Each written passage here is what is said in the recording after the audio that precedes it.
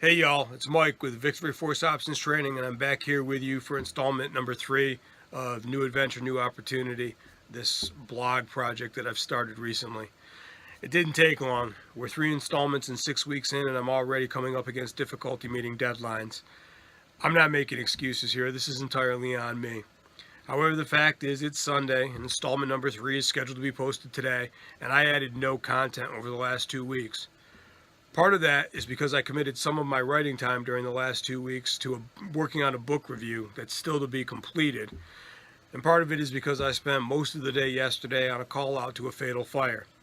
But the only relevant fact is I didn't adequately plan, schedule, or budget my time to get this done. Lesson learned.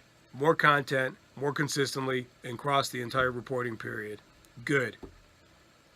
So what's been happening with the program? Let's start with my pro reading. My pro reading during this period has been centered on The Third Alternative by Stephen Covey. This is another one of those books that's been sitting in my office for a number of years. I started it several years ago, got about 20 pages into it, put it down, got distracted, and never got back to it. I'm really sorry that I didn't stay with it and complete it at the time. I'm just getting started with it, but this book is awesome. Seth Godin described it as Stephen Covey's most important book. The Third Alternative is an exploration of the process of finding synergy. It details a process of moving beyond conflict resolution and consensus building to a position of true creativity. Not looking for the solution that's acceptable when two parties defend their particular positions and perspectives, but moving beyond what is acceptable to what is totally new or unimagined when we both agree to leave our positions and explore a third option. As I said, I'm just getting started, but I wish I'd read this book years ago. Given our current national and world climate, the message of this book truly resonates. As is often the case, when I picked this book up again, it completely aligned with several projects that I'm working on both personally and professionally. I've used material from it in 3 programs that I've delivered in the last 2 weeks. More to come as I get deeper into it. The Book of Ezekiel and Leaves of Grass are still in the pro reading rotation, rounding out my morning readings. What else have I been reading? Well, after Can't Hurt Me, I needed to lighten my pleasure reading up a little bit. And I haven't gotten into my recreational reading choices during this project yet. I don't really have a preferred genre, but when I'm looking to disengage my brain just a little bit, I tend towards mysteries, adventure series, and fantasy science fiction. I'm also one of those people who will reread a book many times just because it relaxes me. I do have authors that I get into and will stick with in spurts, but I'm not committed to anybody. One of my favorite authors is Clive Cussler. Cussler is the author of several series. He, together with several co-authors, have created the Dirk Pitt Adventures, the Numa Files, the Tales of the Oregon, and the Isaac Bell Mysteries, as well as a couple of other collections.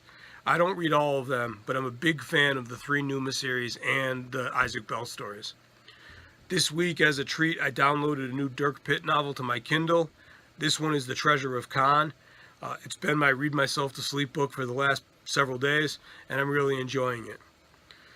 What else is going on as far as learning opportunities? Well, one of the things that I'm the most excited about is my work affords me to serve as the law enforcement rep to our local Berkshire County Race Task Force.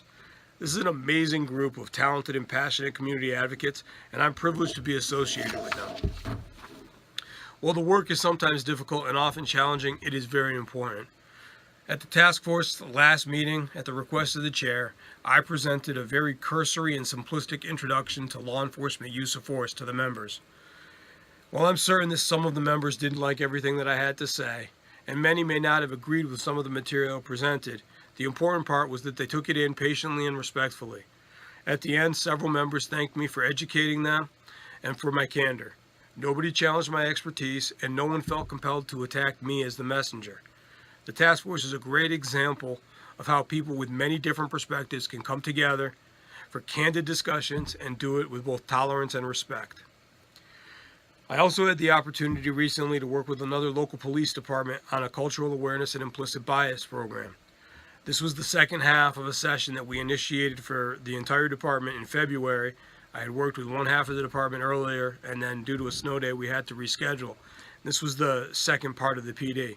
It was very well received, and I'm going to be looking for opportunities to expand this program to other departments in the future. The Leadership Development Academy that I'm working with had their second session this Friday. This is a great group of working professionals. I benefit greatly from their enthusiasm and passion. I was incredibly surprised by the approach they took with their reading review and the direct questions that they used to challenge me to examine some of what I've learned about myself during developing this program and this process. It was a valuable reflection, and I'm grateful to my students for pushing me. As I stated in the intro, I've spent some time working on a separate book review to roll into this new Adventures, New Opportunities project. After giving it some thought, I decided that I would focus the first book review on Can't Hurt Me by David Goggins. Unfortunately, it's not finished yet. Maybe later today or tonight. Stand by on that one. There have been some really great mountaintop moments in the last 2 weeks, but there's definitely one standout moment. After delaying until I missed the opportunity last year, I promised myself that I would not take any chances this year and miss out again. So last week I made the decision, pulled the pin, and committed to taking a trip up to Maine this summer to attend the Origin Jiu-Jitsu Immersion Camp. So I've got 4 days and 3 nights in the Maine woods, training jiu-jitsu all day with jiu-jitsu players from all over the country and all over the world. I'm super excited about this. All right, so this post is shorter. I'm getting better at the content. That's all for now. I'll see you in a couple of weeks. Until then, be safe, keep the faith, do good work. 1 asterisk.